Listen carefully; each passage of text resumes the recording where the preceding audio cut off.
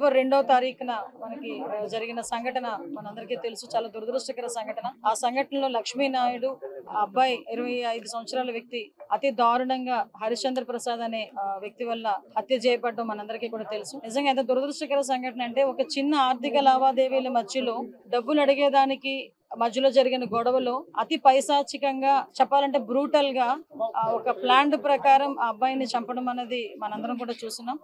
Information తెలుసుకున్న వెంటనే పోలీసులు ఇమీడియట్ గా ఆ అబ్బాయిని పట్టుకుని మళ్ళీ రిమాండ్ కూడా పంపించడం జరిగింది.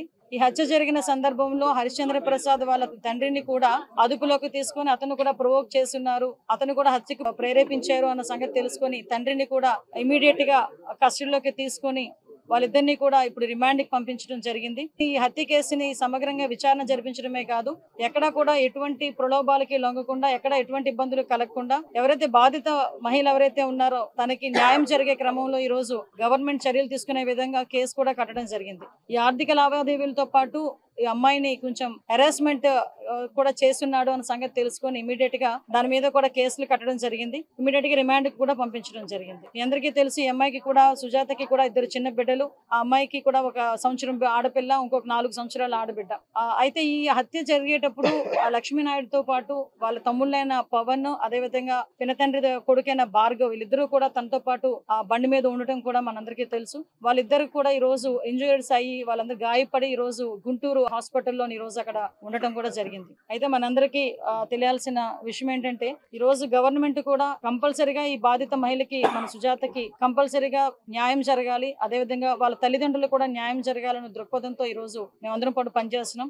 ఈ ఇన్ఫర్మేషన్ గౌరవ ముఖ్యమంత్రి గారికి తెలిసిన తర్వాత ఫస్ట్ నుంచి కూడా మేము ఫాలో అప్ చేసుకుంటూనే ఉన్నాం. హత్య జరిగిన తర్వాత నుంచి రిమాండ్ కి పంపించి మళ్ళా వాళ్ళందరికీ కూడా కేసులు కట్టి ఈ అమ్మాయికి ఎటువంటి ఇబ్బంది లేకుండా చూసుకోవాల్సిన బాధ్యత పరంగా మేము అన్ని కూడా డాట్ టు డాట్ క్రానలాజికల్ గా మేము చూసుకుంటూనే ఉన్నాం. ఈ రోజు గౌరవ ముఖ్యమంత్రి గారు, అదేవిధంగా గౌరవ ఉప ముఖ్యమంత్రి గారు కూడా ఒక నివేదికను ఇవ్వాలి. ఎందుకంటే ఈ రోజు ఈ నివేదికను అడగడానికి కూడా కారణం కూడా ఏంటంటే ఈ అమ్మాయికి ఏ రకంగా మనం ఆర్థిక సహాయం చేయాలి, ఈ కుటుంబాన్ని ఏ రకంగా ఆదుకోవాలి అన్న ఒక ఎత్తు అయితే, ఈ రకంగా బ్రూటల్ గా చంపిన తర్వాత ఎవరు కూడా బయట తిరగడానికి వాళ్ళ అర్హత లేదు. ఇమీడియట్ గా వాడికి శిక్ష పడేదానికి, నిందితుడికి శిక్ష పడేదానికి ఎటువంటి చర్యలు తీసుకోవాలన్న దాని మీద కూడా ఒక సమగ్రమైన నివేదికను సమర్పించమని నన్ను, ఇక్కడ నారాయణ గారిని, అదేవిధంగా బొలిశెట్టి శ్రీని గారిని కూడా ఈ రోజు ఎన్డీఏ కూటమి తరపున ఒక కమిటీని ఇక్కడికి పంపించడం జరిగింది. మేము ఇక్కడికి వచ్చిన తర్వాత అమ్మాయితో కూడా అన్ని విషయాలు చాలా క్లియర్ గా మాట్లాడడం జరిగింది. ఆ అమ్మాయి తన సొంత సోదరితో చెప్పుకునే విధంగా ఈ రోజు తన విషయాలన్నీ కూడా ఏం జరిగింది ఏంటనేది కూడా మొత్తం అంతా చెప్పింది. గౌరవ ముఖ్యమంత్రి గారు కూడా సాక్షాత్తు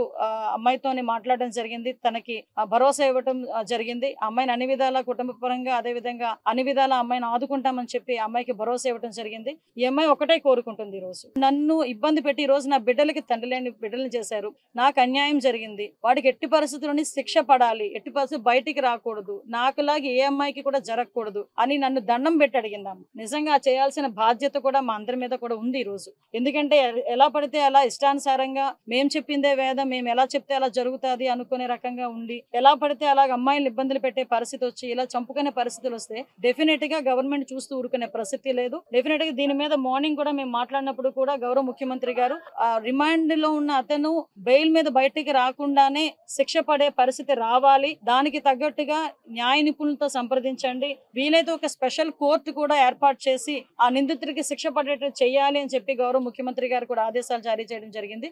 దానికి అనుగుణంగా ఈ రోజు మేమందరం కూడా పనిచేయడం జరుగుతుంది. నేను ఒకటే వినవించుకుంటున్నా, ఈ రోజు ఒక ఆడబిడ్డ తాలూకా కన్నీళ్ళు, ఒక ఆడబిడ్డ తాలూకా ఆవేదన, ఒక కుటుంబం, ఒక తల్లి తండ్రి తాలూకా కడుపు కోత. దీన్ని అనవసరంగా నేను ఒక్కటే విజ్ఞప్తి చేస్తున్నా, యాజ్ ఎ హోమ్ మినిస్టర్ గా విజ్ఞప్తి చేస్తున్నా, అట్ ద సేమ్ టైం ఒక మహిళగా కూడా విజ్ఞప్తి చేస్తున్నా, ఒక తల్లిగా కూడా విజ్ఞప్తి చేస్తున్నా, దీన్ని దయచేసి రాజకీయాలకి చేయకండి. ఇంకొకటి ఏంటంటే కులాలకి ఆపాదించి కుల రాజకీయాలు చేయాలని చేసి దీన్ని అనవసరంగా రాజకీయాలకు ఉపయోగించుకోవద్దని మిమ్మల్ని అందరినీ కూడా చేతులెచ్చి నమస్కరించి నేను అడుగుతున్నా. ఎందుకంటే ఈ రోజు మీకు వీలైతే అమ్మాయికి సాయం చేయండి, వీలైతే అమ్మాయికి భరోసాగా నిలబడదాం, ఆ కుటుంబానికి భరోసాగా నిలబడదాం. ఈ రోజు గవర్నమెంట్ ఇన్సిడెంట్ జరిగిన వెంటనే ఇమీడియట్ గా మేము అబ్బాయికి అదుపులోకి తీసుకున్నాం. డిపార్ట్మెంట్ వాళ్ళు ఇమీడియట్ గా కేసు ఫైల్ చేసుకొని పోలీస్ శాఖ తరపున మేము అన్ని కూడా ఎంక్వైరీలు కూడా చేసుకుంటున్నాం, రిమాండ్ కి పంపించుకున్నాం. ఈ రోజు ఇన్వెస్టిగేషన్ కూడా చాలా వేగవంతంగా చేస్తున్నాం. ఈ అబ్బాయికి ఎవరైతే సహకరించారో, ఎందుకంటే ఈ అబ్బాయి ప్రీ ప్లాన్డ్ గా చేశాడా, కనిపిస్తే గుద్దాడా, లేకపోతే ముందుగానే ఊహించుకొని అబ్బాయి పలానా దగ్గరికి వస్తాడన్న సంగతి తెలుసుకొని ఆ అబ్బాయి హత్య చేశాడా, ఇలాంటి విషయాలన్నీ కూడా ఎంక్వైరీ చేసి సమగ్రమైన నివేదికను కూడా తొందరలోనే సమర్పించి ఇమీడియట్ గా అబ్బాయికి శిక్ష పడే ఏర్పాటు కూడా మేము చేసుకుంటామని మీ అందరికీ కూడా తెలియజేసుకుంటూ, మరొకసారి దీన్ని కులాలకి మతాలకి ఆపాదించకుండా, ఈ అమ్మాయి భవిష్యత్తుని రాజకీయం చేయకుండా, ఆ అమ్మాయికి జరిగిన అన్యాయాన్ని రాజకీయం చేయకుండా, వీలైతే అందరూ కూడా మానవతా దృక్పథంతో అమ్మాయికి సపోర్టివ్ గా నిలబడాలని మనస్ఫూర్తిగా కోరుకుంటున్నాం.